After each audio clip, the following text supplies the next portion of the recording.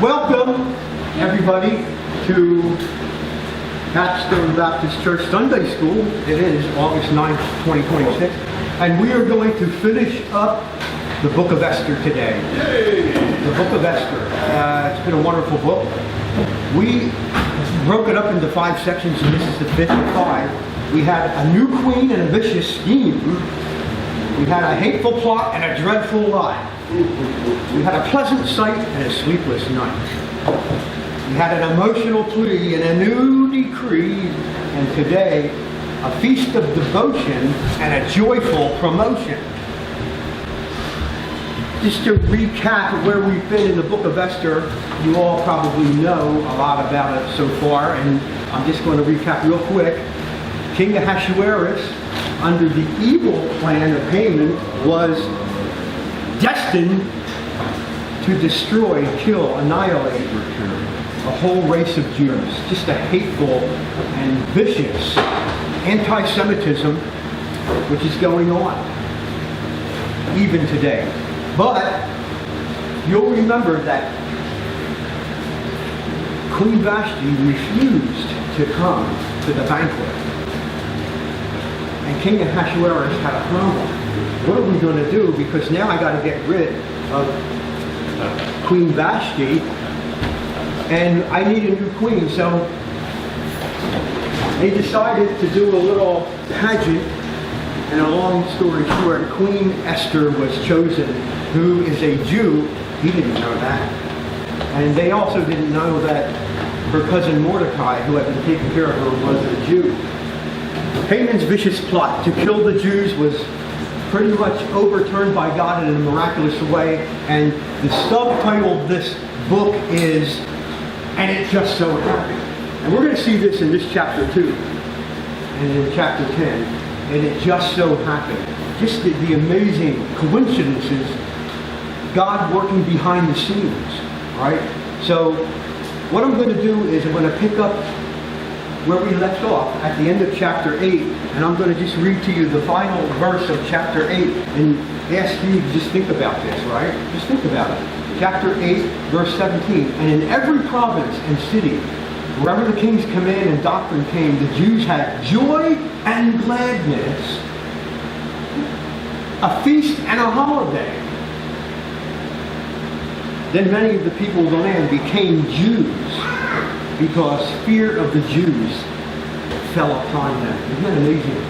Fear of the Jews fell upon them. And we see this lots of times in the scriptures where God, I believe, just snapped his fingers and created in the hearts of all the nations a sense of fear over his people as they traveled through the land. I believe this is supernatural. Fear of the Jews came upon the people. This word fear, pakad, right? It's sudden alarm, terror, dread, an overwhelming sense of awe. You know, that overwhelming sense of awe where you just have this feeling, you don't know why or what's going on, this feeling that something bad is happening or about to happen. And the sense of awe struck everybody. Why? Why did that happen? Well, here's what I believe. I think everybody was beginning to see the coincidences we've been talking about, and how Haman's plot to kill the Jews was overturned in the last minute, and God not only saved the Jews, but he sought retribution on those who sought to harm them. I think people saw this. I think that they were picking up the vibes, and everybody in the kingdom was starting to fear. And when they saw what was happening, Haman hanged, his 10 sons hanged, the Jews prospering now and in a position to at least defend themselves, they actually started becoming Jews. This is a mass conversion.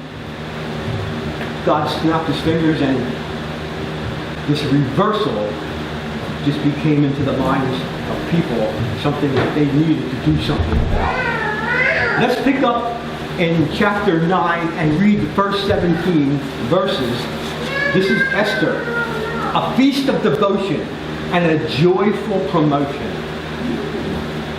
Esther, chapter 9. Now in the 12th month, that is the month of Adar, the 13th day, the time came for the king's command and his decree to be executed. On that day, the enemies of the Jews had hoped to overpower them.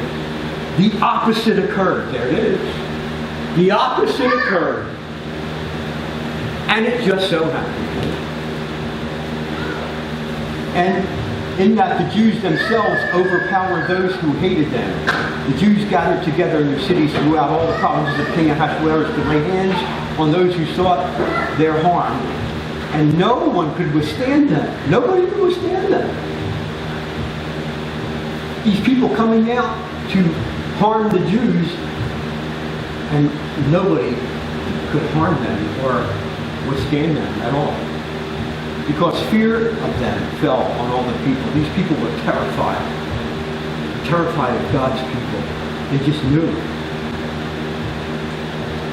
And all the officials of the provinces, the satraps, governors, and all doing the king's work helped the Jews because the fear of Mordecai fell upon them. How many times have we read the word fear so far? Fear, fear, fear. The fear of Mordecai fell upon them. For Mordecai was great in the king's palace, and his fame spread throughout all the provinces. For this man Mordecai became increasingly prominent. Thus the Jews defeated all their enemies with the stroke of the sword, with slaughter and destruction, and did what they pleased with those who hated them. And in Shushan the citadel, the Jews killed and destroyed 500 men. Take note. Also, Pashandatha, Dalphon, Aspatha, Porphatha, Adalia, Aridatha, Parmashta, Arisai, Aridai, and Vahezva, the 10 sons. The 10 sons of Haman, the son of Hammedatha, the king of the Jews, they killed. But they did not. Did you say those names by memory? Maybe. I just faked all of that. You just have to sound convincing like you know what you're saying. That's the most important thing. But they did not lay hand on their plunder. On that day, the number of those who were killed in Shushan the citadel was brought to the king. And the king said to Queen Esther, the Jews have killed and destroyed 500 men in Shushan the citadel, and the 10 sons of Haman. What have they done in the rest of the king's provinces? Now what is your petition? Here's the king asking Esther. She's not even coming to him asking anything. Now he's asking her. Right? Now what is your petition? It shall be granted to you. And what is your further request? It shall be done. Then Esther said, if it pleases the king, let it be granted to the Jews who are in Shushan to do again tomorrow according to today's decree, and let Haman's 10 sons be hanged on the gallows. So, the king commanded this to be done. The decree was issued in Shushan, and they hanged Haman's 10 sons. And the Jews who were in Shushan gathered together again on the 14th day of the month of Adar and killed 300 men at Shushan, but they did not lay hand on the plunder. The remainder of the Jews in the king's provinces gathered together and protected their lives, had rest from their enemies, and killed 75,000 of their enemies. But they did not lay hand on the plunder. This was the 13th day of the month of Adar, and the 14th day of the month they rested, and made it a day of feasting and gladness. So take a look at verse 3. Who's helping the king?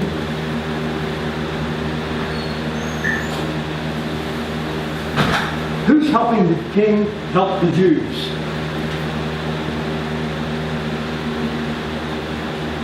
it says in verse 3, and all the officials of the provinces, the satraps, the governors, and all those doing the king's work helped the Jews because the fear of Mordecai had fallen on them. It's amazing.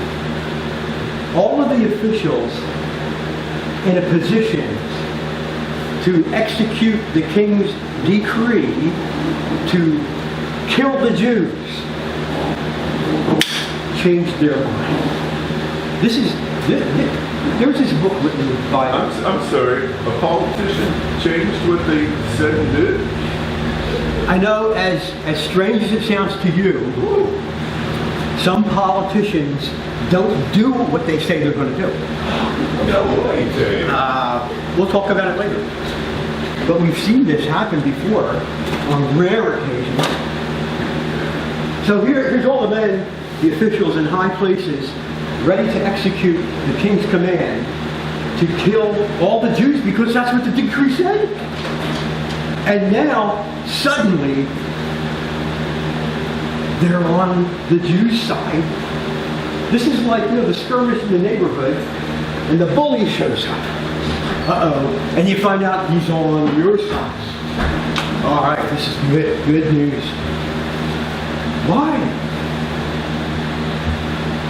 I started to tell you, there's this book I read called The Tipping Point by Malcolm Gladwell. Very interesting. How one little thing can turn and change everything. Right. Just like that. An ad which just hits the people's mind and heart, and all of a sudden they're rushing out to the store to buy hula hoops. Just like that. And just people making a killing. It's called the tipping point. When some idea, some little thing changes, and it's just like it reaches the flood point and overflows. This is what's happening in the minds and hearts of at least most of the people. Now you can tell there's still, believe it or not, a lot of anti-Semitism going on in the city and in the provinces. Because the Jews had to kill 300 here, 500 there, and when you tallied it all up on the second day, 75,000 people lost their lives because they simply resisted the conviction that everybody else was having about the Jews. They still wanted to kill them. Haman's 10 sons are still alive at this point. Go ahead. Yeah, because in 10 it says that Haman's 10 sons they killed them, and then farther down, Esther asks. Yeah. That would be my question. Yeah. Just putting their bodies up, they're Yeah. dead already. Yeah. The 10 sons were involved in the campaign to kill the Jews. They didn't change their mind. They're Haman's sons. They're in an evil lineage. And if you remember, Haman's the product of King Agag, who King Saul didn't kill over 500 years ago. And this is why this problem is happening. I'm sorry, Karen. Yeah, well, in verse 10 it says Haman's sons had been killed. And then farther down,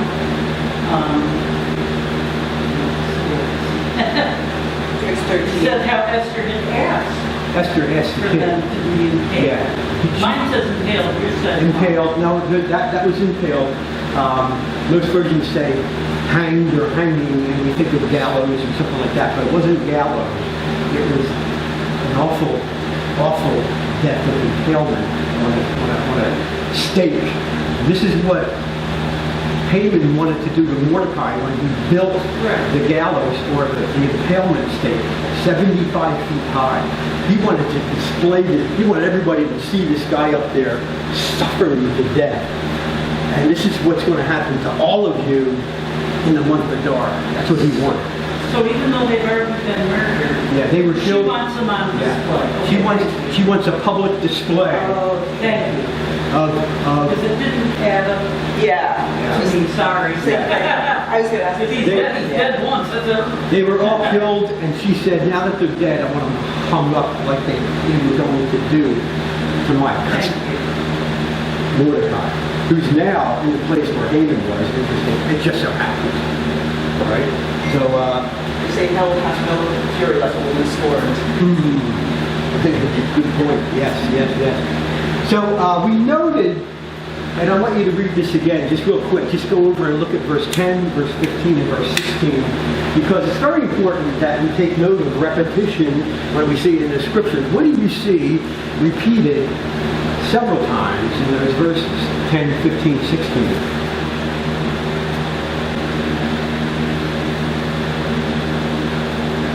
Give us a moment. That they didn't lay hands on the woman. Yeah. Yeah. Yeah, this is the words are exactly the same each time, and God's telling us that the Jews, all they did, despite the fact that you could think of retaliation and retribution as a justifiable thing, they didn't do this. They just defended themselves. That's all they did. Unlike Haman, right? He wanted to kill all the Jews, take all their possessions, take some of it, and bribe the king and say, he didn't even have any of it, right? He's just saying, hey king, I'll put all this money into the treasury if you let me do this. And Ahasuerus was like, all right, yeah, sure. And so Haman wanted to take all the plunders of all the Jews, prosper from it, and the Jews were saying, we will not do this. Not going to do it. We're not going to kill women. We're not going to kill children. We're not going to take plunder. We're just going to defend ourselves against anybody who's going to come out and dare to try to kill us and take our wives and our children and kill them and take our possessions. We're just defending ourselves. That's all we're going to do. 3 times they need to take the plunder. Unlike Haman. As a matter of fact, unlike King Saul over 500 years ago, when he was supposed to kill Agag and the Amalekites and destroy every living creature, men, women, children. I know it's a hard thing. We're not going to go into it now.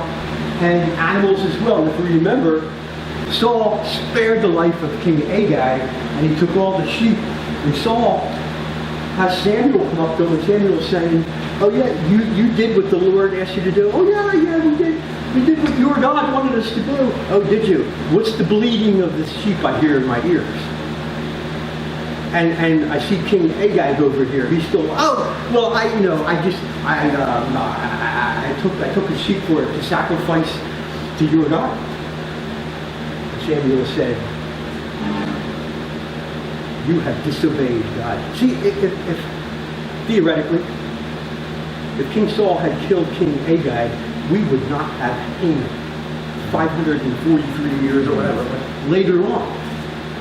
But because of his disobedience and his desire to plunder and keep alive King Agag for whatever reason, all this evil has come about. See, evil goes underground if you let it, and then it just stays there a little while, and all of a sudden, somewhere along the way, pops up again, and here it is, Haman popping up from King Agag, who was allowed to live.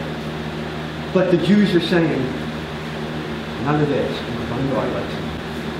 All we want to do is defend ourselves. That's all. We're not taking the plunder. So, the question is, sometimes, with us even, right? What's better? What's better? Retaliation or celebration?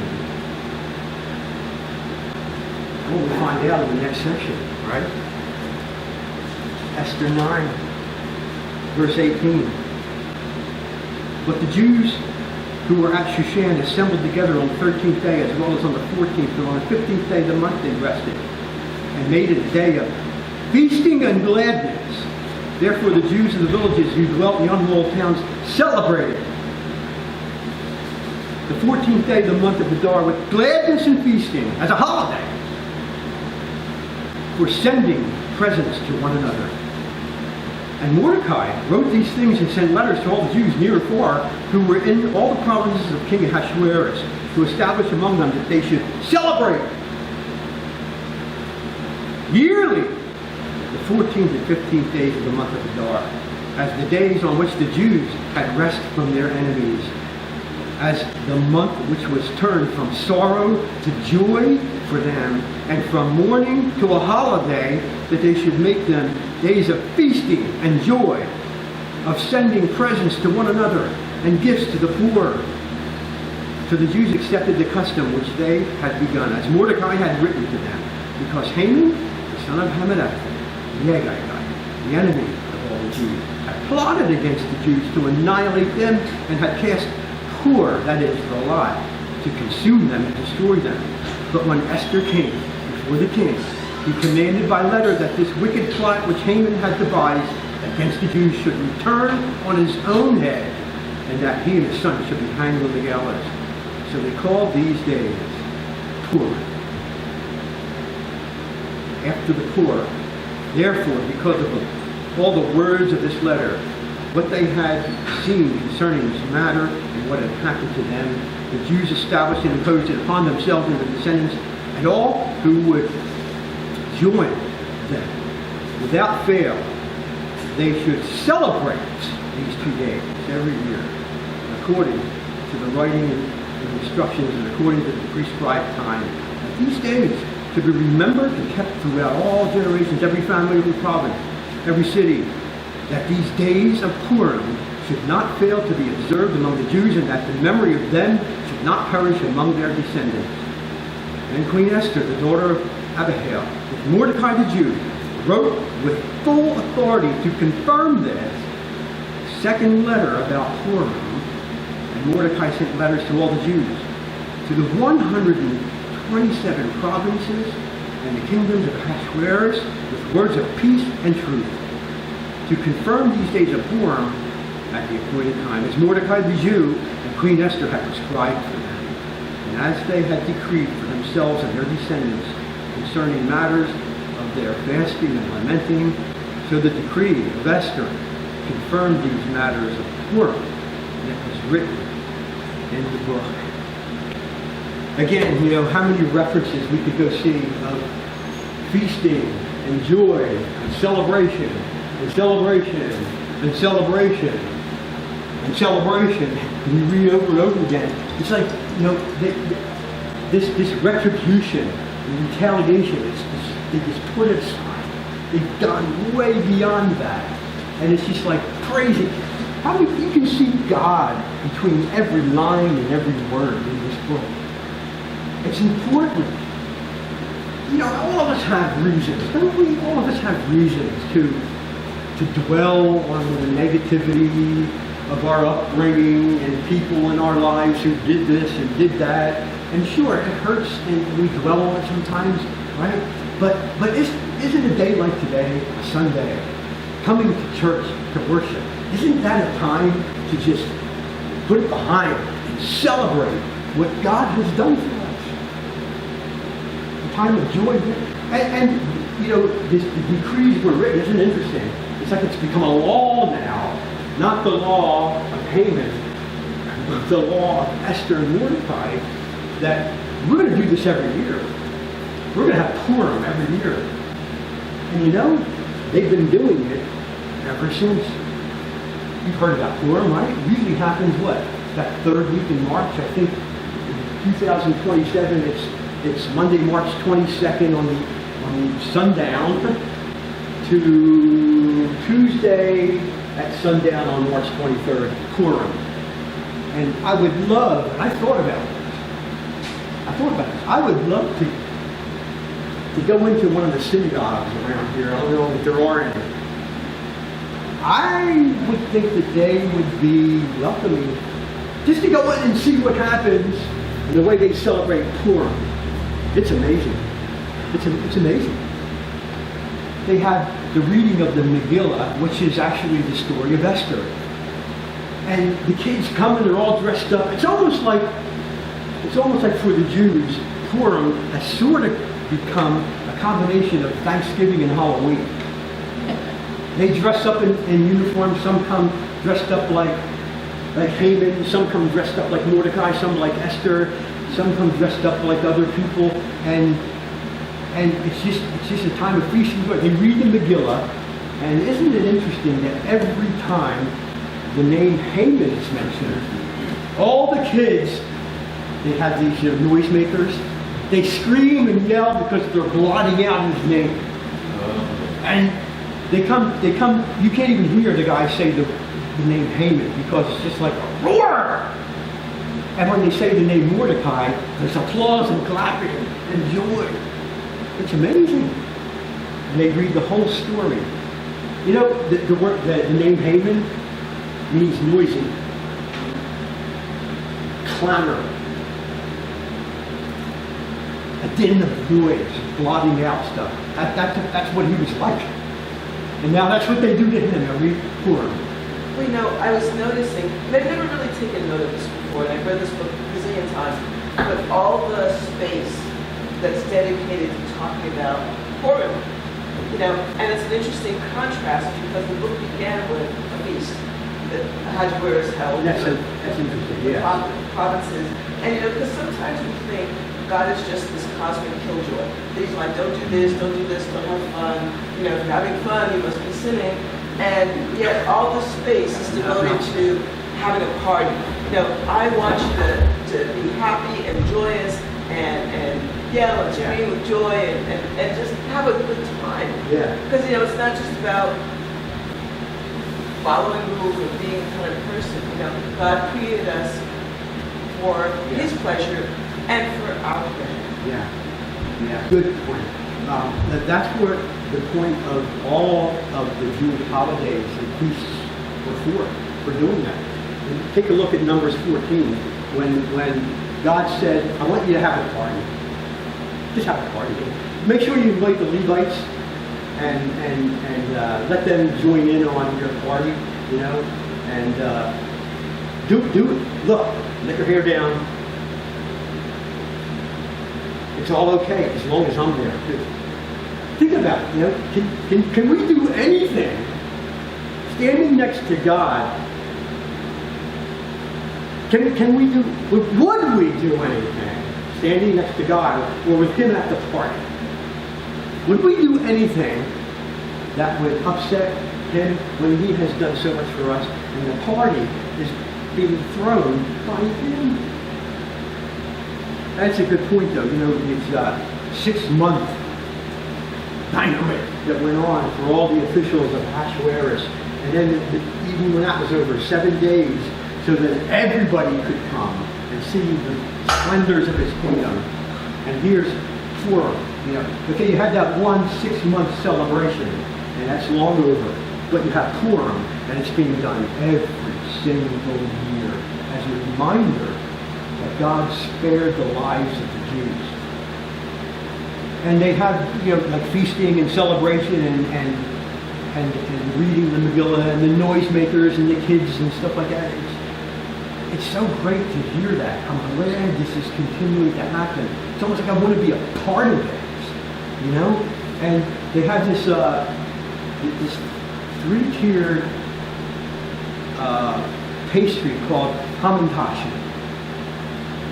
Hamantashen. So Haman's pocket. Haman. Haman, tashen. It's a pastry. I mean, what they described it, it's yummy.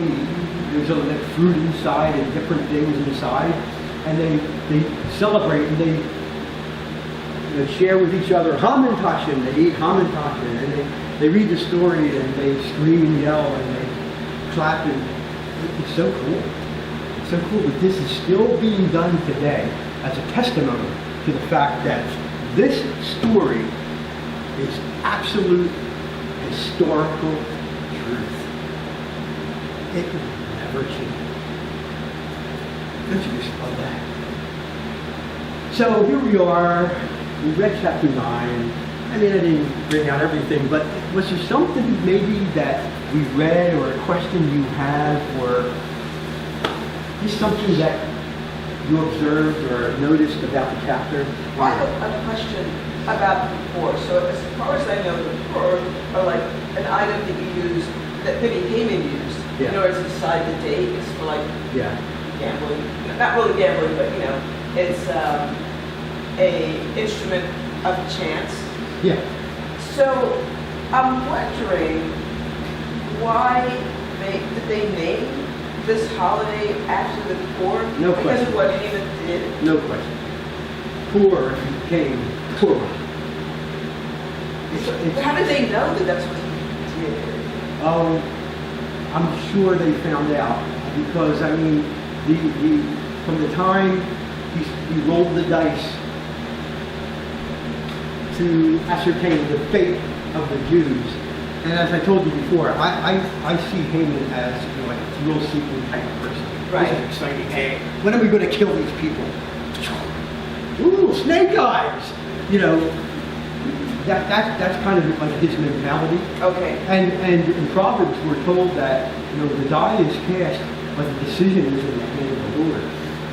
So when Haman was rolling the dice about the fate of the Jews, God was sovereignly ordaining what was coming up. And we know that it was at least 11 months that gave the Jews all that time to prepare. Because it was only a few months after it was determined they'd be killed, that Esther was risking her life to go into the court of the king. And if he didn't receive her and she got a death sentence, the Jews are exterminated. What about this story can you glean as application to our lives as believers?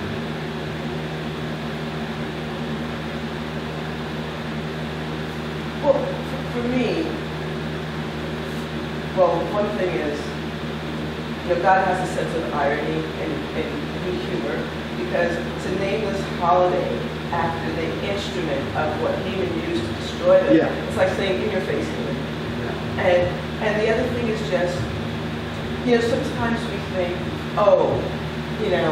I should have done this or I should have done that. Now I've messed up God's plan.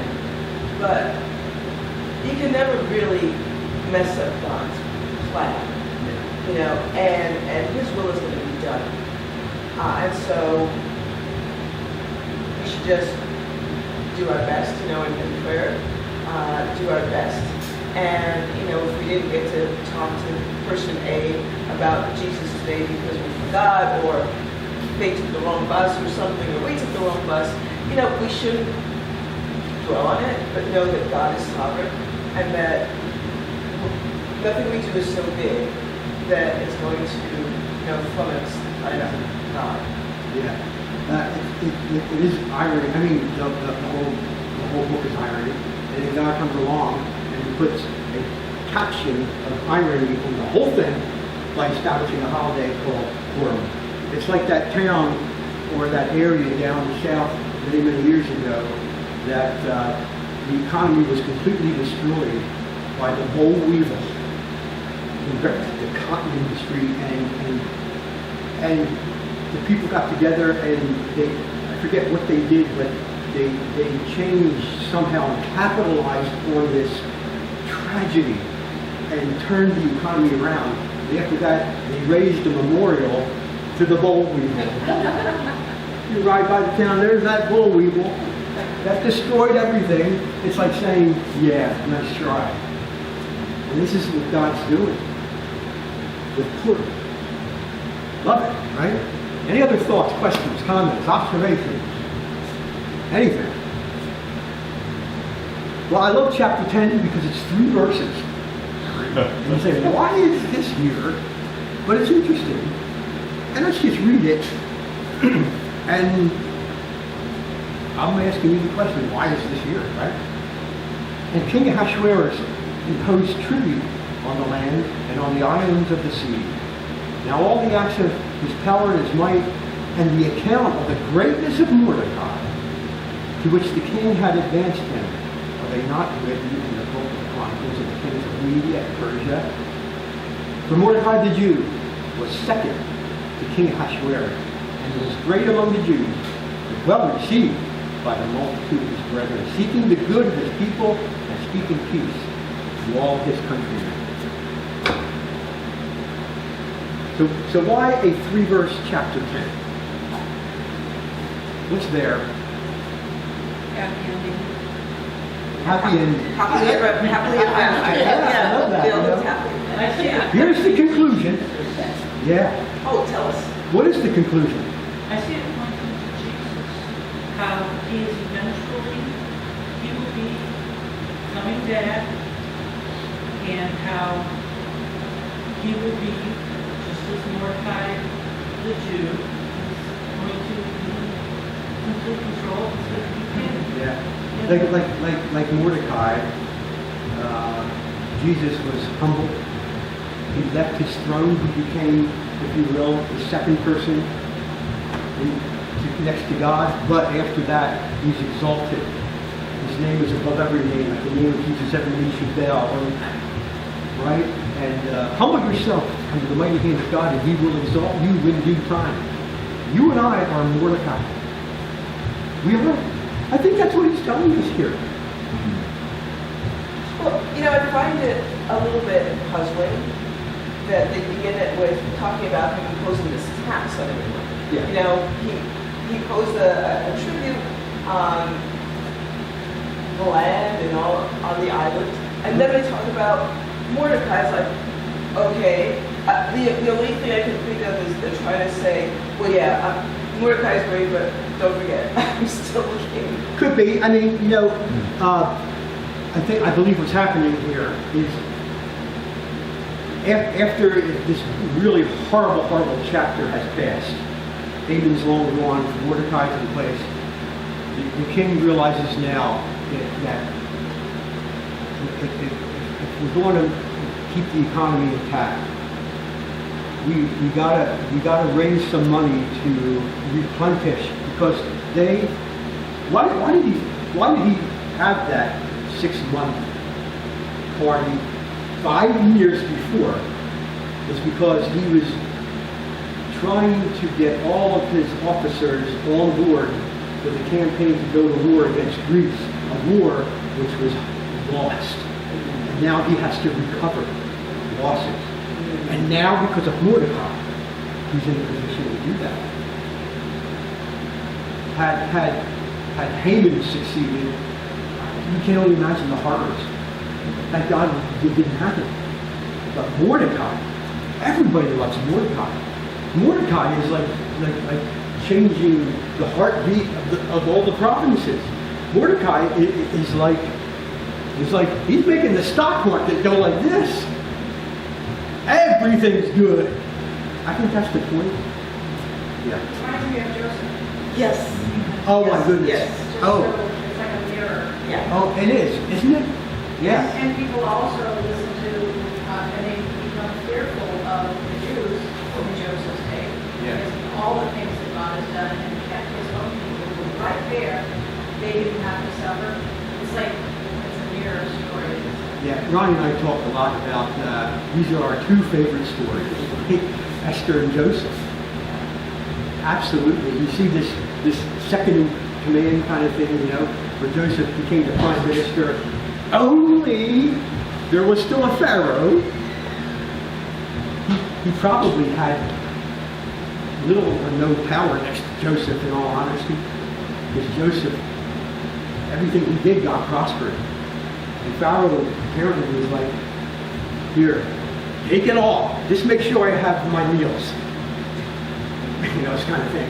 So, yeah, and I think very, very similar, Mordecai and Joseph. So, Joseph is the quintessential mensch. You ever hear that word, mensch? Yes. A Jewish friend of mine once said, "Oh, you're a mensch," and I was like, "Ugh." Ew. And I went and looked it up, and I thought, okay, thank you. I'm not from New York, I don't know what mensch is. A mensch is Yiddish for a person of noble character, integrity, honor, deep compassion, and fundamental goodness. Mordecai is, I mean, when you read about, what it says about him, well received by the multitude of his brethren, seeking the good of his people and speaking peace to all his countrymen. He's a mensch. Maybe the first one. I don't know. Probably not, but definitely a mensch. And everybody, even the former enemies of the Jews who wised up and were stricken by the fear of Mordecai and the fear of the Jews and changed and said, I want to be a Jew. He was their mensch, and everybody, the tipping point, everybody wants to be in Mordecai's camp. You gotta love it. I also wanted to mention, you mentioned that instead of Esther making requests, things kind of changed, and now, the king is like, oh, Esther, what else did I do? What do you want? What do you want? Anything. And it's as if, I don't know, maybe his eyes were open, because first of all, he had called her for like a month, or more, I think it was a month, and it's like he kind of forgot about it, and now it seems like he's like, wow, she is really something. Yeah. And what was I thinking? Yeah, right. And it's like he's realizing, wow, I've got this jewel here. Yeah. I better be nice to her. And whatever she wants, you got it. You're not applying that to marriage, are you? Why not? Oh. I've heard stories. I'm not going to let that conversation get started. Come on, I'm not going to even let it go there. We'll talk but later. It's I think King Ahasuerus is part of the people on whom the fear of God has fallen. Yeah. He's looking at Mordecai and he's like, you gotta have this guy. Haman's gone. You take over. Esther, here's everything that belonged to Haman. Do whatever you want. And you see, I think it was the last chapter or chapter 4. Esther was the one who appointed Mordecai to his place. Not necessarily the beginning. Esther made Mordecai. But anyway, thoughts, questions, comments? So? Well, if I could say one last thing. One thing that disturbs me a little bit about this book and this situation is a sermon I heard many years ago. I don't know if you're familiar with Jay Brennan. Yeah. Okay. Well, he was talking about the fact that all of this takes place after the Jews already had permission to go back to Israel, to Jerusalem. So they didn't have to be here. They could have picked up and just left. Mm-hmm. And in the sermon, he was kind of implying that they kind of, I don't know, dropped the ball. That, well, why are they still here? Now I don't know if it's correct, this point of view. I understand what you're saying. I'm not sure. Yeah. But I see what you're saying. It's like, okay, these Jews, if they had really gone back with the massive people to rebuild the temple and do all this stuff, if they weren't complacent and stayed where they were, this wouldn't be happening to them. Well, not even necessarily that it would way, be, not necessarily even that it would be happening, but like, why would you stay now that you can go home? What change happened with them? Were they too comfortable? Or? When you get rooted in a place and your family's been there for generations or whatever, it's just tough. You're not going to just like uproot and go. It's like just like the Jews when they were leaving and he's taking them out of Egypt. Every time anything got back, it's like, well, there was that food when we were in Egypt. It seemed pretty good back there. They turned around. Yeah. It's hard. Yeah. We would like to go back to bondage. That was better.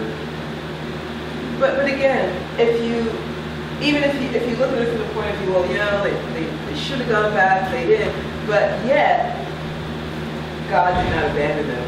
Right. You know, he didn't say, well, you know, it's your own fault that you're here, so, you know, Right. I'm He did done. not. He did not abandon them. And, you know, if you look at verse 3, the last verse of chapter 10 here, it's like so emphatic to me. For Mordecai the Jew, there's all these, you know, there's this other nation that the Jews are still in, and here's Mordecai the Jew being a prominent person in this place. Perhaps, if you know anything about Ahasuerus, maybe the most prominent, just like Joseph was. So, yeah, Mordecai the Jew, take note of that. It's interesting. But, you know, another point that I would have made, and we got to go, is just seeing the application to our lives in what went on and the position that Esther was in, the position that Mordecai was in, and how bad it looked. I mean, the Jews were determined to be annihilated. It was determined. It's a done deal. And God came through because they were faithful to Him. They prayed, they fasted, and Mordecai refused to bow. There's a lot of things that are applicable to the Christian today in this story as we look at Esther and Mordecai.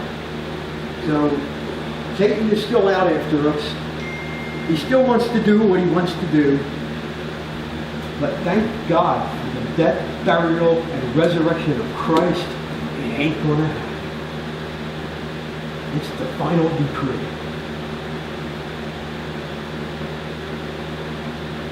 Comments? Let's pray. Father, we thank you for this time. We thank you for this book. We've gone more in depth than we have before, but there's so much more here. We just thank you for the story of Esther, and we see you in every line and every word and every letter, and between all of those as well. We thank you that you are a gracious God. You're in control, and we believe your word and what you have done and what you say you're still yet to do. We believe it in Christ.